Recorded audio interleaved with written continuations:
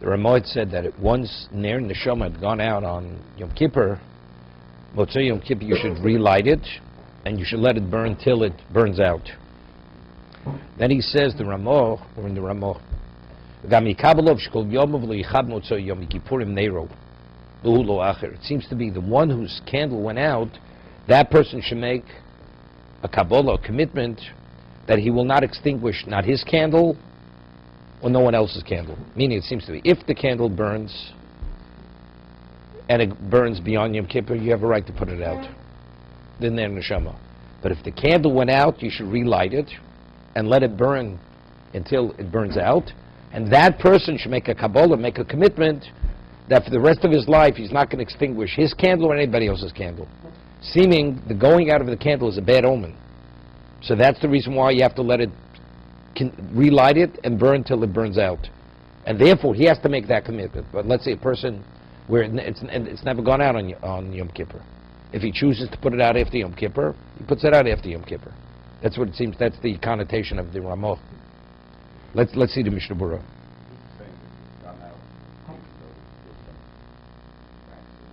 No, means gone out means it could have burnt. Not there's waxed. The wick, there's a wick there. That's going out. Right. No, right. It's the neshama. This represents the person, the living person's neshama. Yeah, right. This represents the family candy that you're writing for the neshamas, for the living.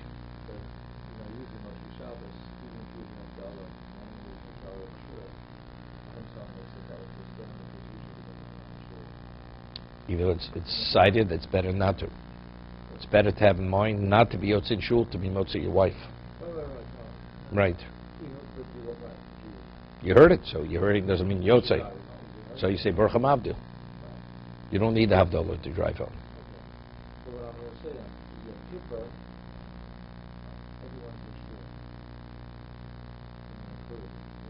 Not necessarily. People have children or their children necessarily.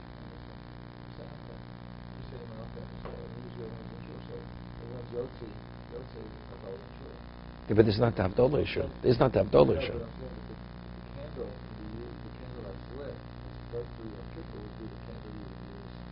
No, you don't have to use that candle. You have to light from that candle. You can light from it. Okay, so therefore.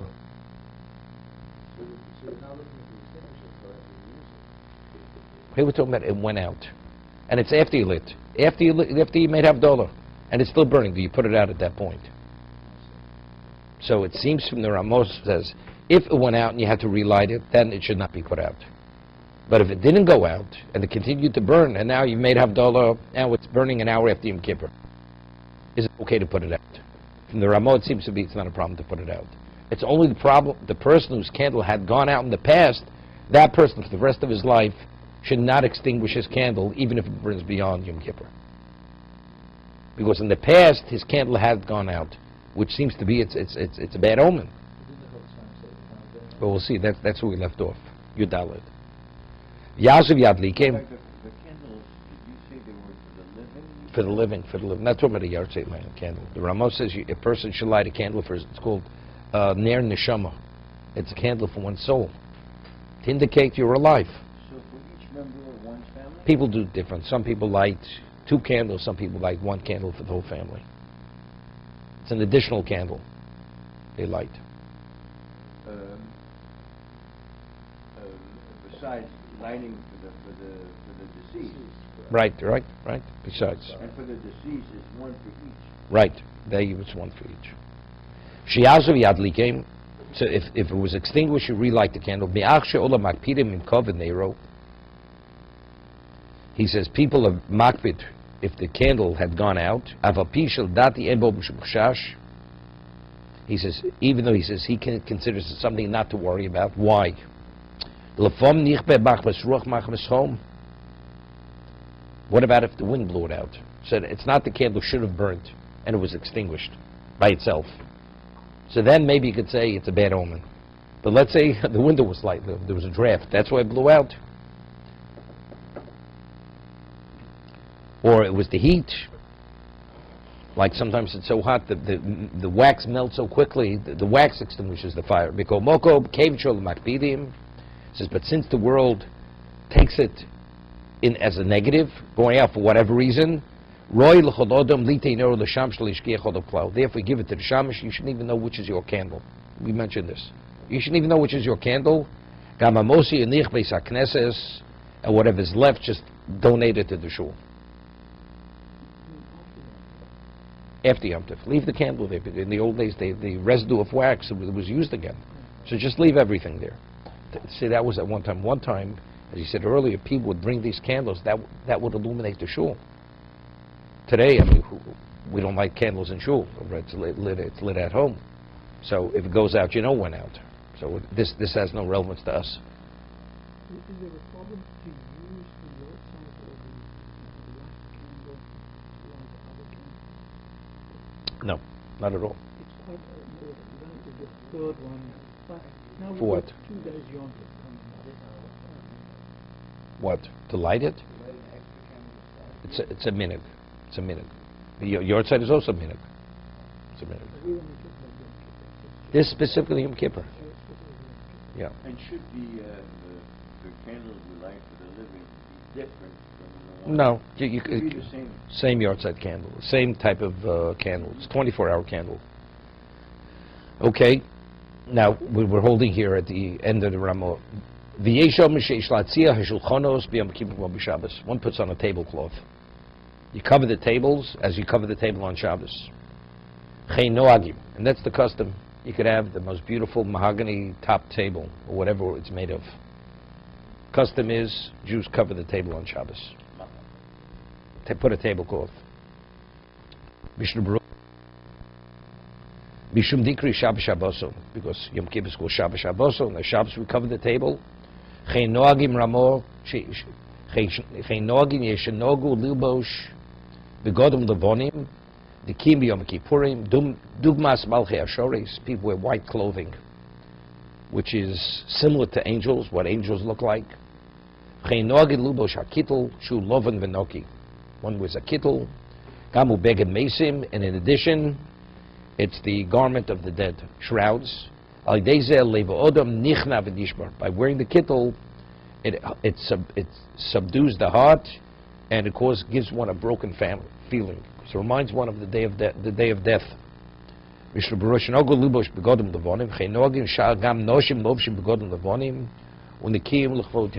Women also wear white clothing.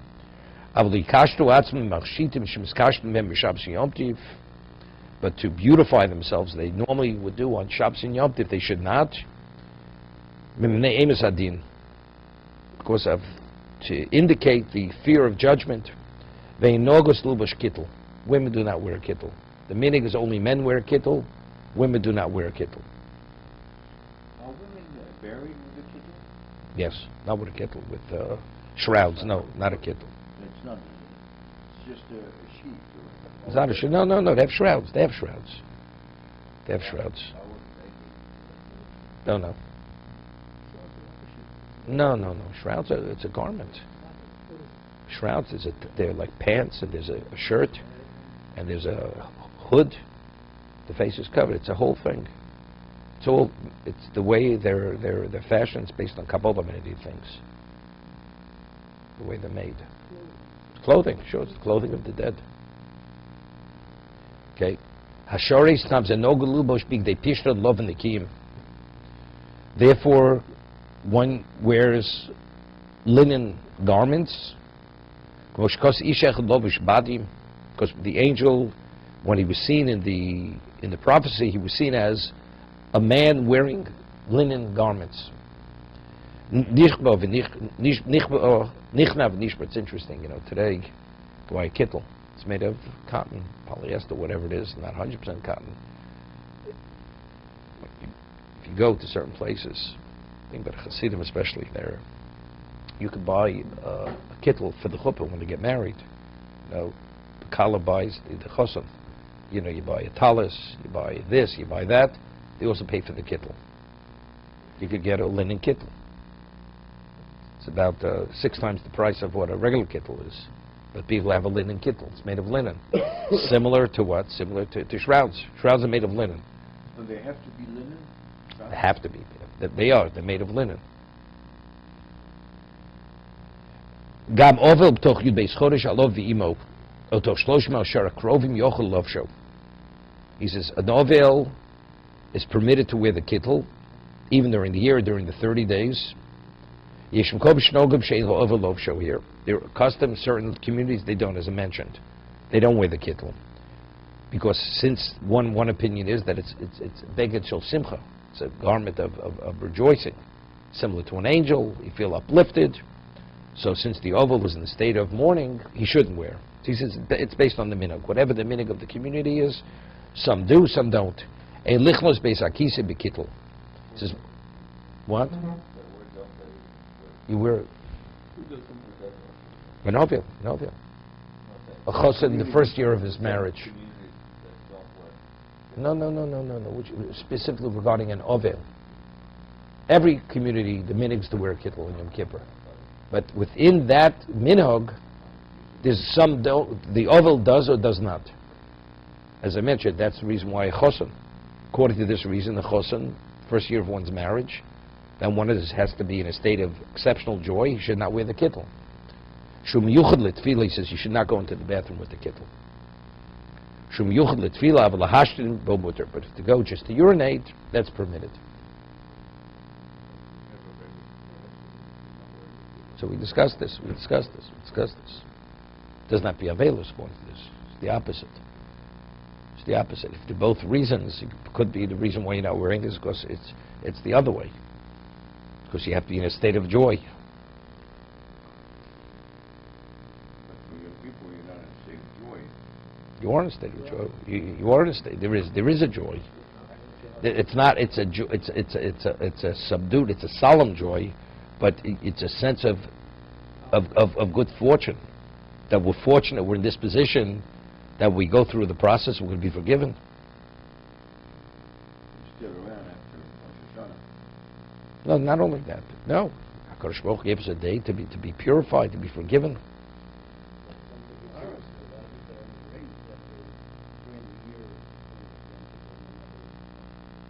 Therefore what?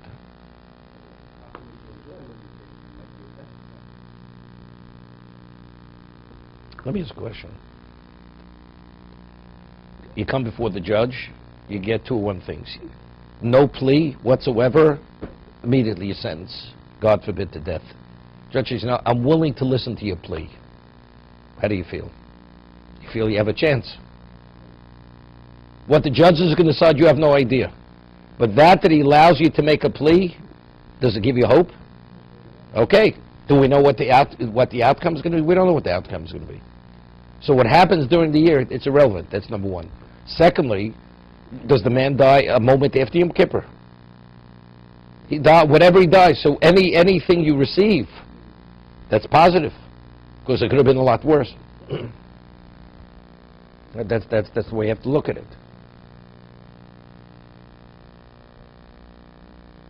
And Yom Kippur is not only relating to one's person on a physical. What about one's family? There are many other things which revolve around the person himself, the community, the family. Just go a little further.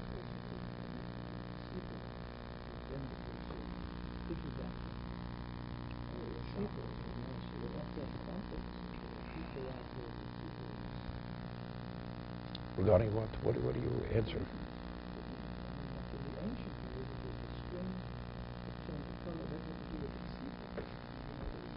That is closer forgiven. You can be forgiven as an individual, but you're part of the group.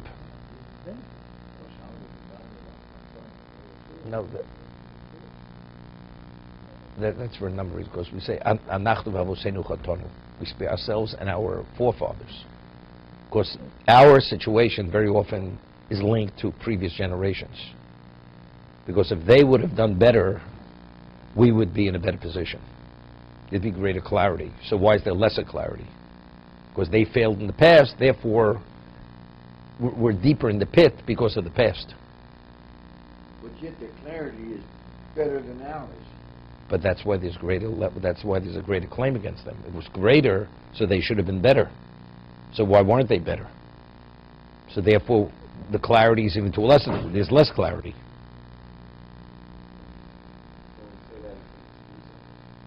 What's an excuse? Make reference to how we're not considered. No. So therefore, we're actually confessing not only for our sins, but for the sins of our forefathers. There's a linkage, because when we fail, they have liability. They're having liability based on our failing. If a person influences a person negatively, and that person goes and does the wrong thing, the one who influenced that person negatively is culpable, has culpability for this person's failing, right? Because it was as a result of his negative influence.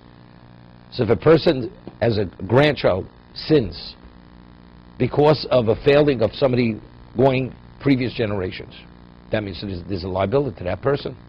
So when you confess your sin, you're confessing the sin of the previous one. Definitely. That person now is less liable, is less culpable because of that. You can't confess their sin for what they did in their day. But it's your sin which is linked to their sin. That's what you're confessing.